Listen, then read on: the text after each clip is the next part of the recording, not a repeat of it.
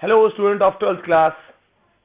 आज हम लोग स्टूडेंट्स बात करेंगे, जो हमारा लेसन है वो कंटिन्यू कर रहे हैं और लेसन का नाम आप देख रहे हैं मॉलिक्यूलर बेसिस ऑफ इनहेरिटेंस। ठीक है, ये जो आज हमारा जो वीडियो है ये इस लेसन का थर्ड वीडियो है। इससे पहले हमने जो है इंट्रोडक्टरी पार्ट अभी पढ़ा है, तो जो लेसन जो मेन स्टार्ट हो रहा है वो आज के वीडियो से स्टार्ट होगा। ठीक है, तो जो देखिए आज का जो हमारा टॉपिक है वो है जेनेटिक मटेरियल। ठीक है, तो अभी इसको हम लोग कंटिन्यू करेंगे जेनेटिक मटेरियल को। देखिए क्या है, तो आइए शुरू करते हैं। A substance that stores the genetic information transfer these two the next generation and express them in the offsprings is genetic material. तो देखिए समझने की कोशिश करते हैं डेफिनेशन क्या है। कह रहा है कि एक ऐसा सब्सटेंस, ठीक है, जो कि अपने अंदर स्टोर कर लेता है। किसको स्टोर कर लेता है? जेनेटिक इंफॉर्मेशन को स्टोर कर लेता है। ठीक है, और ट्रांसफर करता है। ठीक है, अच्छा, एक जनरेशन से दूसरी जनरेशन में, राइट, और उसको उस जेनेटिक मटेरियल को और उस इंफॉर्मेशन को एक्सप्रेस भी करता है। किसमें? ऑफस्प्रिंग में। ऑफस्प्रिंग कौन होते हैं? जो अगली जनरेशन में जो बच्चे बनने वाले हैं वो क्या होते हैं? ऑफस्प्रिंग होते हैं। ऐसे सब्सटेंस को क्या कहते हैं? Is called genetic material. इसको जेनेटिक मटेरियल कहते हैं। ठीक है, अब देखिए अब कि required properties of genetic material, यानी कि जेनेटिक मटेरियल की कुछ प्रॉपर्टीज हैं। ठीक है, तो कौन कौन सी प्रॉपर्टी है जेनेटिक मटेरियल की? आइए देखिए जेनेटिक मटेरियल की प्रॉपर्टी की बात करते हैं। Number 1, it must have the information. मैंने अंडरलाइन किया हुआ है, वर्ड को हाईलाइट किया हुआ है। देखिए दोबारा से, it must have the information to control the synthesise of enzymes and proteins within a cell of the organism.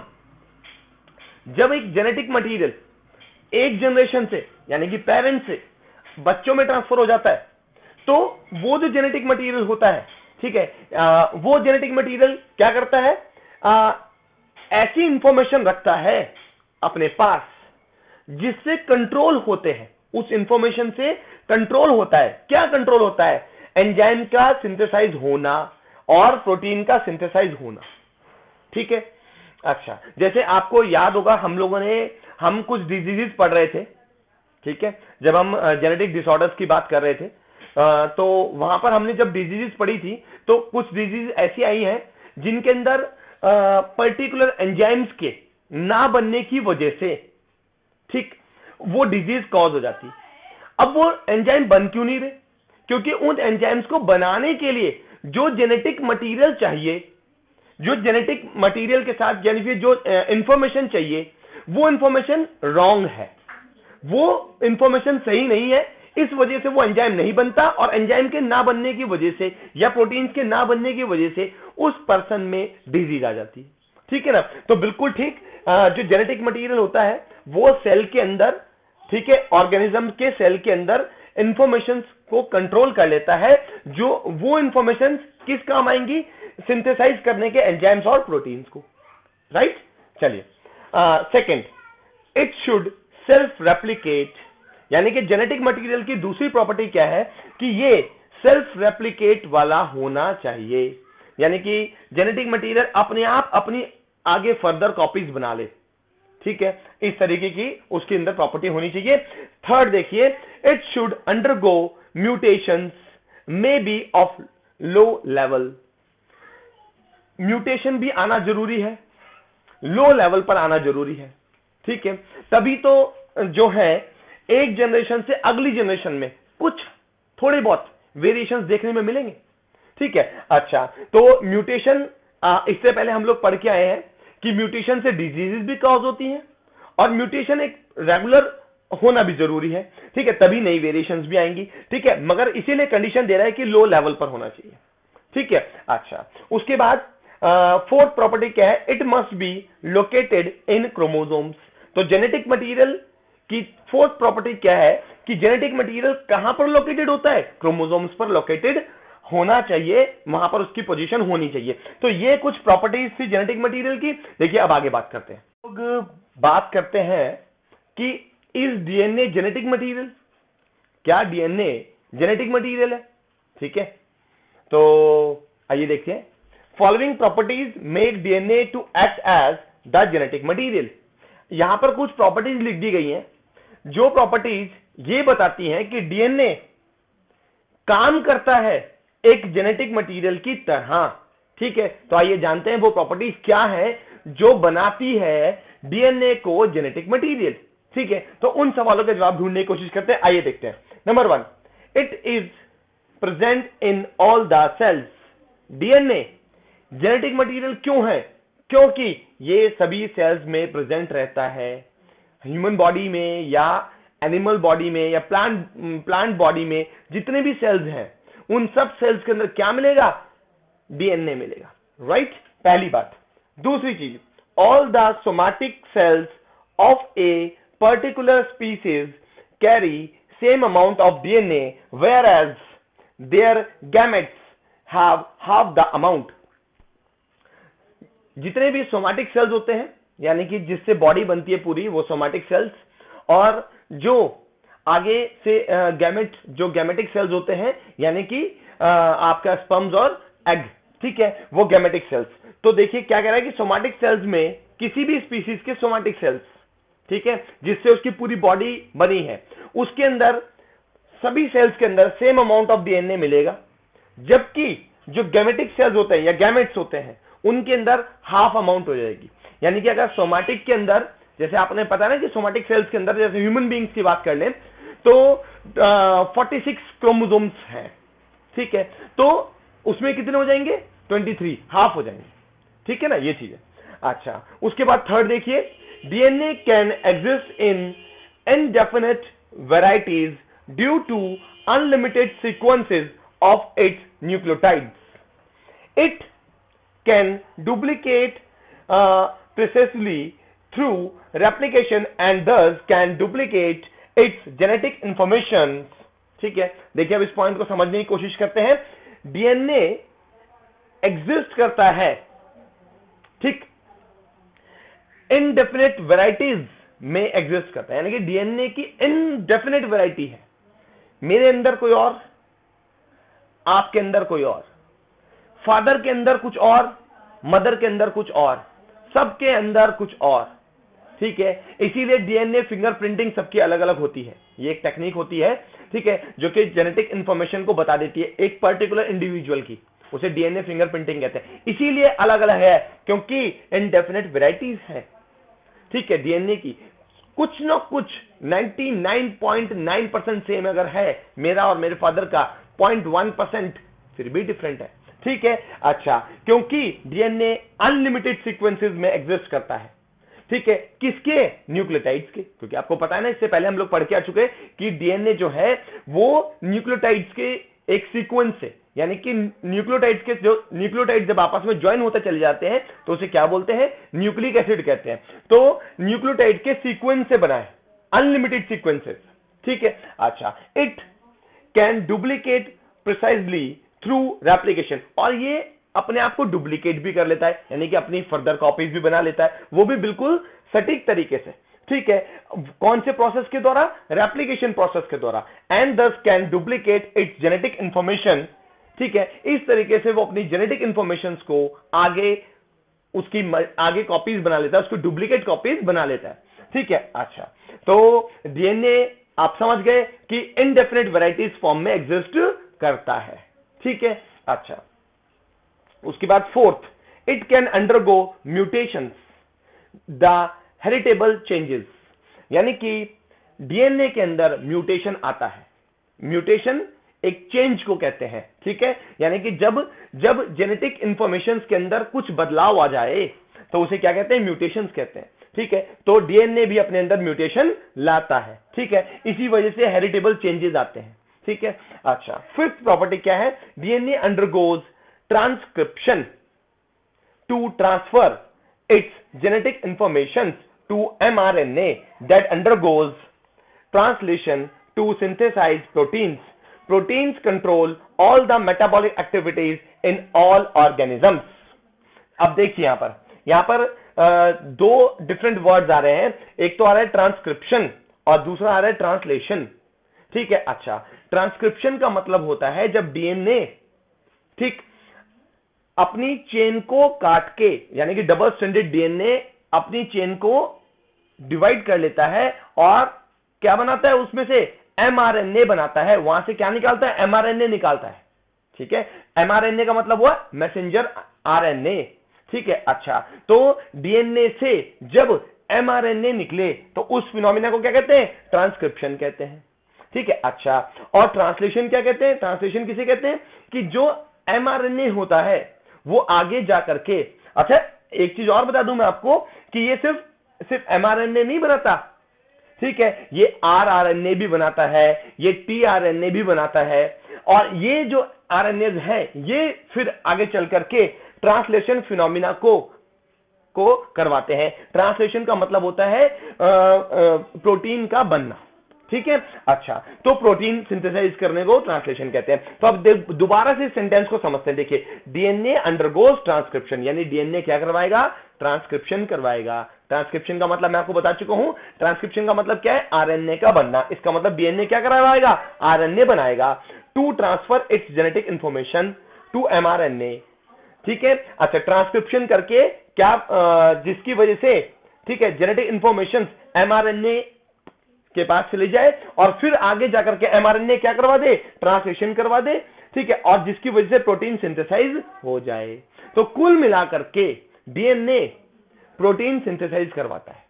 Right, अच्छा, पहले ट्रांसक्रिप्शन और ट्रांसक्रिप्शन के बाद बनेगा एमआरएनए और एमआरएनए के बाद फाइनली ट्रांसलेशन। ट्रांसलेशन का मतलब ही होता है प्रोटीन सिंथेसिस करना। तो कुल मिलाकर के फाइनली प्रोटीन सिंथेसाइज करवाता है।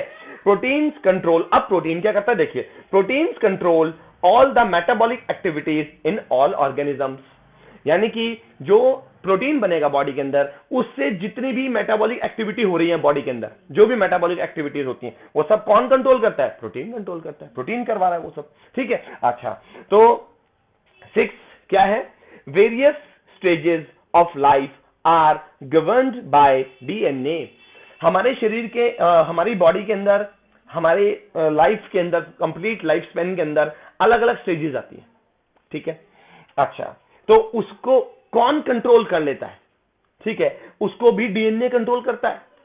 ठीक, देखिए, it has some sort of biological clock that control development, growth, sexual maturity, ageing etcetera in a proper sequence. हमारी लाइफ स्पेन के अंदर, हमारे पूरे जीवन चक्र के अंदर, लाइफ स्पेन का मतलब होता है बर्थ से डेथ तक। तो ये जो टाइम पीरियड है, इस टाइम पीरियड के अंदर कई सारी एक्टिविटीज होती हैं। ठीक है, और वो अपने समय पर होती हैं। ठीक है, जैसे कि 13-14 साल की उम्र में आने के बाद बॉयज के फेस पर बियर्ड आ जाना, दाढ़ी आ जाना, आवाज का भारीपन होता रहना, जिसको कि एडोलेसेंस कहते हैं। फीमेल्स में जो है वो क्या बोलते हैं, आपका मेंस्ट्रुअल साइकिल का स्टार्ट होना। ठीक है, ये सीक्वेंस चलता रहता है, रेगुलरली मंथली साइकिल चलता रहेगा। ठीक है, अच्छा, उसके बाद और सारी जो है आपका सेक्सुअल मैच्योरिटी को गेन करना। ठीक है, ये अपने एक टाइम पर ही होता है ना। ठीक है ना, अच्छा, एक और चीज बता देता हूं, जैसे कि आप सोते हैं, ठीक है, अच्छा, तो उस समय पर सोने के बाद आप सुबह उठ करके, जब सुबह उठते हैं तो सुबह उठने के बाद आप क्या देखते हैं कि थोड़ी सी एकदम हल्का सा हम सुस्त रहते हैं, थोड़ी देर बाद एक्टिवनेस आने लग जाती है। जैसे जैसे फिर टेम्परेचर बढ़ता जाता है, दोपहर होती जाती है, एक्टिवनेस बॉडी में आती चली जाती है। ठीक है, अच्छा, फिर शाम होते होते ठीक है, फिर जो है मतलब एक साइकिल चलता रहता है, फिर एक्टिवनेस जो है वो थोड़ी सी स्लो होती चल जाती है। ठीक है, और रात के 2 बजे के आसपास डीप स्लीप हो जाती है, यानी कि नींद आती ही आती है, ऐसा होता है। ठीक है, ये सब जो चक्रण है, ये पूरा लाइफ का चक्रण, इसी को बायोलॉजिकल क्लॉक कहते हैं। अब आप अपने स्क्रीन पर एक बायोलॉजिकल क्लॉक को देख रहे हैं। देखिए, बायोलॉजिकल क्लॉक, आप इसे समझने की, देखिए इसके अंदर क्या दिखा रहे हैं, समझने की कोशिश कीजिए कि जो बायोलॉजिकल क्लॉक है, ठीक है, अभी सिर्फ बायोलॉजिकल क्लॉक के बारे में बता रहा हूं मैं आपको कि जो बायोलॉजिकल क्लॉक है वो क्या दिखा रही है कि कैसे आप 24 घंटे के समय के अंदर, 24 आवर्स के अंदर, ठीक है, किस समय पर जो है आप बहुत ज्यादा एक्टिव हैं और किस समय पर आपकी बॉडी जो है वो स्लो मूवमेंट कर रही है, किस समय पर बॉडी का टेम्परेचर बहुत ज्यादा हाई है और किस समय पर बॉडी का टेम्परेचर लो है।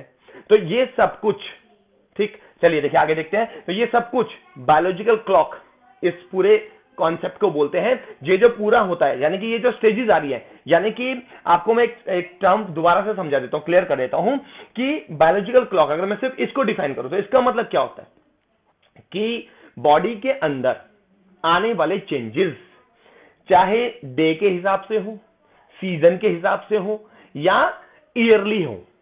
तो जैसे मैंने आपको एडोलेसेंस बताया, वो ईयरली चेंज है, ठीक। अच्छा, जैसे कि आपको ठंड का लगना, आपके बालों में आपके रोंगटे खड़े हो जाना, ये सीजनली चेंज है, ठीक है, जब वेदर चेंज होता है तब आता है।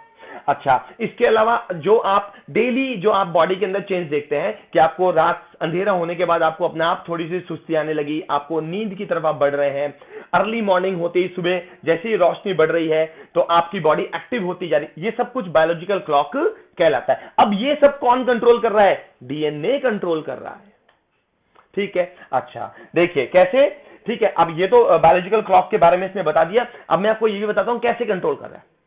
अभी हमने पढ़ा ऊपर कि डीएनए क्या बना रहा है, फाइनली प्रोटीन बना रहा है, ठीक। अब प्रोटीन्स जो है वो एंजाइम्स और क्या बनाते हैं, और कई सारे केमिकल्स बनाते हैं, जैसे कि आपका हार्मोन्स बनाते हैं, ठीक है। तो ये सब जो एक्टिविटीज है, जो डेली पर्पस वाली एक्टिविटीज है, कौन? हार्मोन कंट्रोल करते हैं, ठीक है। अच्छा, तो ये हार्मोन्स की वजह से कंट्रोल होती है, ठीक है। तो अब ये हार्मोन्स कहां से बने? प्रोटीन से बने। और प्रोटीन कहां से बना? डीएनए से बना। तो ओवरऑल रिजल्ट कहां से निकल के आया? कंट्रोल डीएनए ने किया ना, ये बता रहे, ठीक है। तो डीएनए जो है वो हमारी लाइफ के अलग अलग स्टेजेस को कंट्रोल करता है, राइट। चलिए seventh, DNA has the ability of self repair in order to preserve the proper genetic information.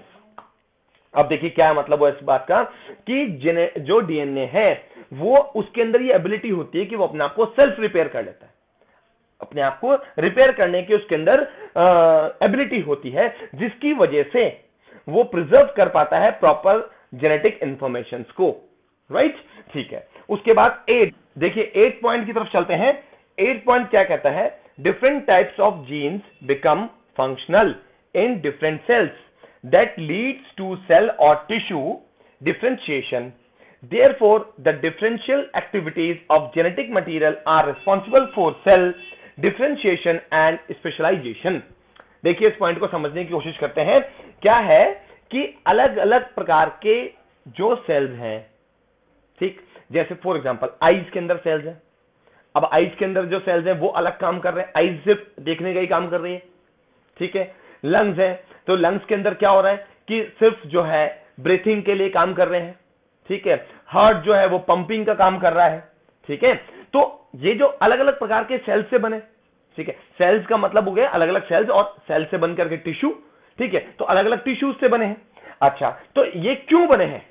क्योंकि बोल रहा है कि इनके अंदर डिफरेंट टाइप्स ऑफ जीन्स हैं, ठीक।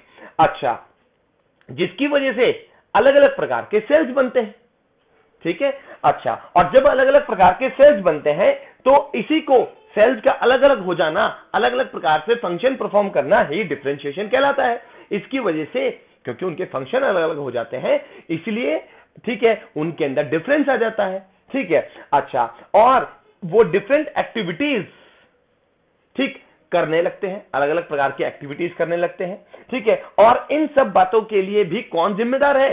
डीएनए जिम्मेदार है। इसीलिए डीएनए की वजह से ही उनके अंदर एक डिफरेंशिएशन यानी अंतर और स्पेशलाइजेशन आ जाता है, जो कि सिर्फ वही सेल कर पाएंगे और कोई सेल नहीं कर पाएगा। इसीलिए बोल रहा है कि उनके अंदर डिफरेंशिएशन है और स्पेशलाइजेशन है, ठीक है।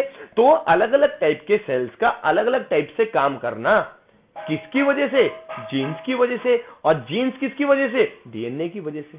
तो ओवरऑल कहने का मतलब क्या हुआ? इसके लिए भी कौन जिम्मेदार है? जेनेटिक मटेरियल जिम्मेदार है, ठीक है, ये चीज है। अच्छा, 9th, DNA stores genetic information in the form of triplet codes, ठीक है। अच्छा देखिए, डीएनए जो होता है वो जेनेटिक इंफॉर्मेशन को ट्रिपलेट कोड्स के फॉर्म में स्टोर करता है। जब ये ट्रिपलेट कोड वाली वैसे जो बात है, ये जो टर्म आ रही ट्रिपलेट कोड वाली, ये वैसे टर्म तो आप एग्जैक्टली डिटेल में जब इसी चैप्टर के अंदर आप पढ़ेंगे ट्रांसलेशन, तब ट्रिपलेट कोड के बारे में आने वाला है, ठीक है। अच्छा, बट मैं आपको चलो अभी मोटा मोटा बता देता हूं कि जब ट्रांसक्रिप्शन हो जाने के बाद ट्रांसलेशन स्टार्ट होती है, ठीक है, यानी प्रोटीन सिंथेसिस होता है, ठीक है।